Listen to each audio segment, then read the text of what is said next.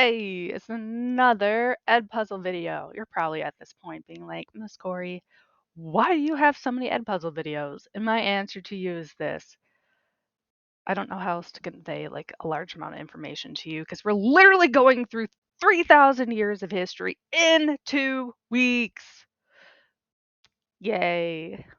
All right, next up, we're going to talk about the New Kingdom. So your job, surprise, is to watch this ed puzzle and answer the questions. Questions I'll ask you is in blue text. Follow along with your study guide. Any important concepts on the study guide will be in red text. And if you have any questions, email me or come to office hours. All right, so learning targets, because I was so sick of just having one, I added another one. Develop understanding of New Kingdom era. All right, so just a few things that I have not talked about ancient Egypt before we talk about the New Kingdom. So let's get through those, okay? Ready? Here we go. So the first one would be gnomes. And no, we're not talking about like the garden gnomes, okay? I think that starts with a K, but I really don't know. I'm not an English teacher. So gnomes are kind of think about them like states, like in the United States, okay? So they're going to be territories ruled by like a governor, but instead of a governor, they're called nomarchs. And what these nomarchs did is they reported directly to the pharaoh about how like their little territory was doing, and also give like the pharaoh his fair share of taxes. Nomarchs were chosen by pharaohs, especially in the Old Kingdom, but that changed, and usually nomarchs were passed from father to son. And there are 42 total gnomes in Egypt. Okay, that just sounds weird. Gnomes. All right, so the other thing I want to talk to you about is Delta. Um, no, we're not talking about the airlines, okay? But we were talking about where the river meets the ocean. So what a delta is, it's usually a buildup of sediment. The water is really slow moving, okay? Because the river current and the ocean current are kind of meeting and canceling each other out. And usually there's also a wetland involved. So here's a map of the delta in Egypt with the Nile. And then here's what it looks like. Okay, kind of where the river meets the ocean. And any river can have a delta, like the Mississippi has a delta too. All right, religious cults. And no, we are not talking about like the cults that you see on like TV or movies that would like brainwash you into thinking something like super crazy. No, that's not quite what I'm talking about here. Um, so what religious cults were groups of people who worship the same god at a temple. There was usually one main like god for a city. Um, so like maybe a city worshiped like Ra, who's the sun god. Okay, so like there would be like a Ra cult that like pretty much everyone in the city worshipped at. And yes, these cults did sacrifice animals, and then also did like worship hymns and pictures and stuff. Here's a picture of what the Ra cult looks like one on their wall. They made that pretty picture to Ra. It's nice. It's a nice picture. It's cool. All right, Valley of the Kings. So next, probably to the Pyramid of Giza. This would probably like be the second most famous thing in all of Egypt. Um, so it was used during the New Kingdom. And what it is this giant strip of land that's located in a valley by the Nile River. And tombs are carved out of rocks within the cliffs of the valley, like you can see here in this picture. Um, and then there are at least 63 tombs discovered so far in the Valley of the Kings. And the most famous one would be Tutankhamun.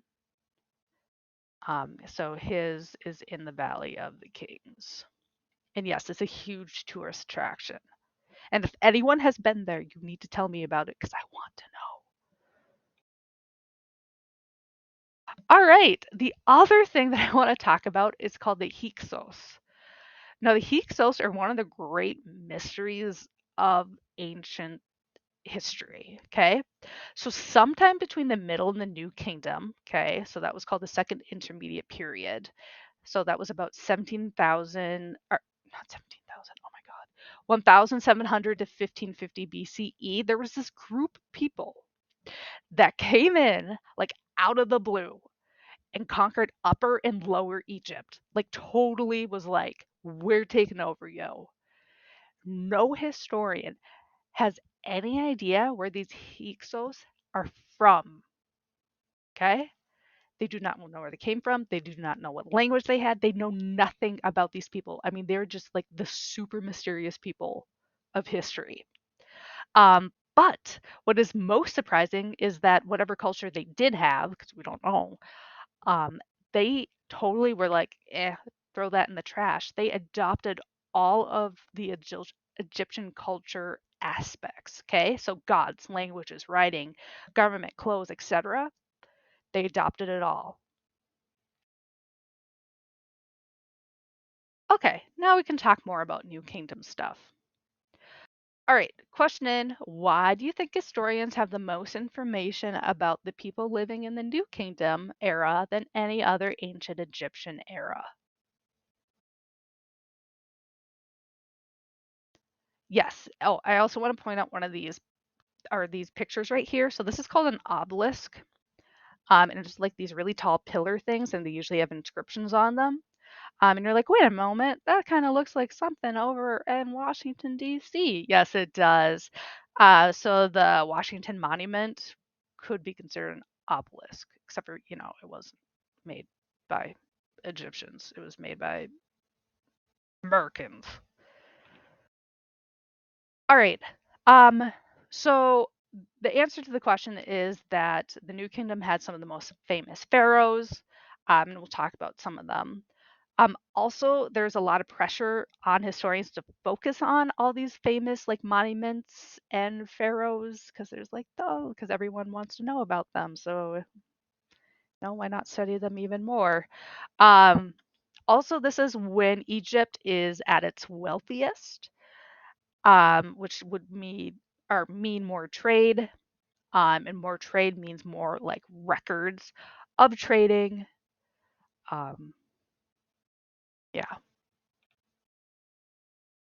Okay, we're gonna talk about this dude right here. Like he's like the craziest dude ever.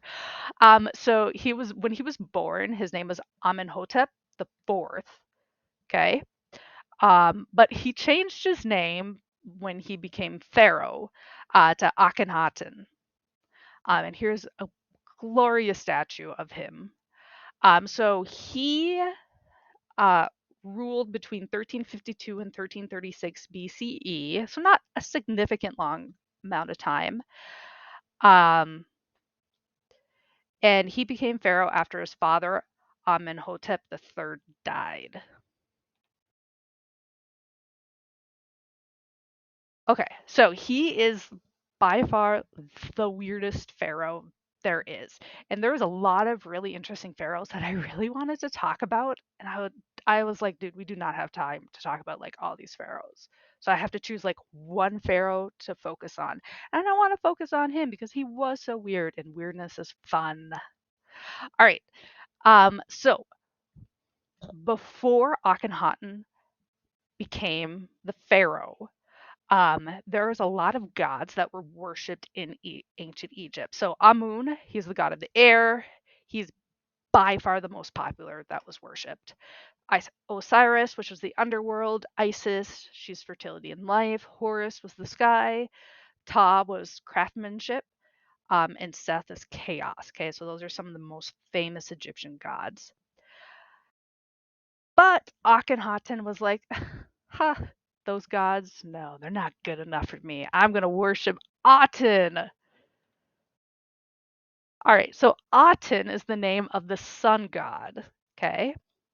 And he was like around before Akhenaten came into play, but he wasn't like super popular like the other gods were. So Akhenaten Get it? Because he changed his name, and it's like Aten is now a part of his name. Get it? Yeah. Okay. He worshipped only Aten, and this was like crazy for the Egyptian people. Okay. So this is like the first time in history that there is a religion that is monotheistic. Okay. So Akhenaten, he made all other religious cults illegal. He's like, nope, nope, those gods, Aten is the only god to be worshipped. Um, and then other priests that like were worshiping like Osiris or Isis or something like that, they were sent back to like school to be trained to worship only Aten. So here's a picture of Aken Akhenaten. Sorry, sometimes it's really hard to say that. Worshiping Aten. So here's him down here, and then Aten, the god, he's represented as like a sun disk. All right. Oh yeah, I said that before. Priests of other gods are sent back to school to be re-educated. Akhenaten was like, oh my god, I hate all the other gods, but he really hated Amun, who was the god of air. Okay, so he's like the most popular of all the gods beforehand. So Akhenaten was like any statue, any pictures, anytime his name is even written, destroyed. So he would literally send people around Egypt to like destroy the faces and name of Amun. He also moved the capital from Egypt to Memphis to a city called, ready? Akhenaten, just like his name. The only difference is the N and the T. All right. So Memphis, that was the old capital of Egypt. So Akhenaten, yeah. Okay, he moved his capital to Akhenaten, which is about right here. All right, so how do you think priests and common people felt about Akhenaten's making all other gods illegal?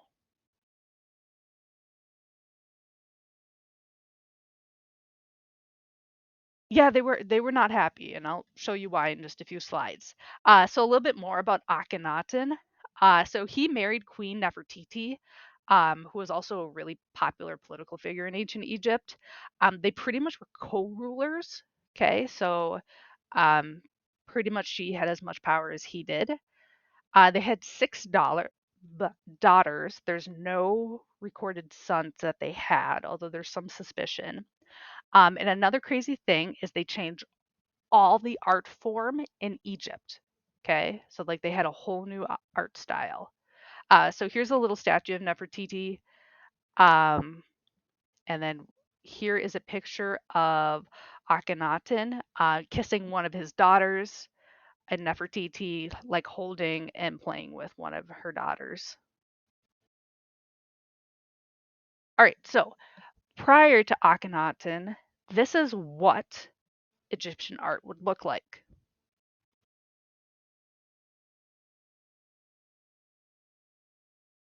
During Akhenaten reign, this is what art looked like.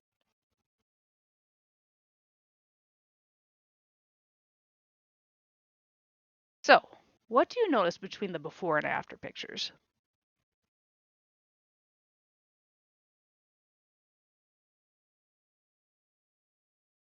That's right. So, Akhenaten actually had pretty much an artistic revolution. So, artwork became non masculine. There was a lot of feminine curves, especially within males. So, here is a statue of Akhenaten himself, and you can see that he like isn't just like a straight muscular guy. Like he has a lot of curves. And he's pretty much always portrayed with his wife Nefertiti. He is also portrayed kissing and having an affection towards his kids and wife, which was something like mind blowing back in ancient Egypt. And of course, only worshiping Aten. There was no other gods ever depicted. All right, so what do you think the pharaohs after Amenhotep the Fourth slash Akhenaten, okay, so same person, think about his art style and monotheism? And yes, if you want to know, this is Akhenaten sacrificing a duck. All right, so an example would be Tutankhamun. He is probably the most famous pharaoh. He ruled from 1336 to 1327, so he was the pharaoh right after Akhenaten.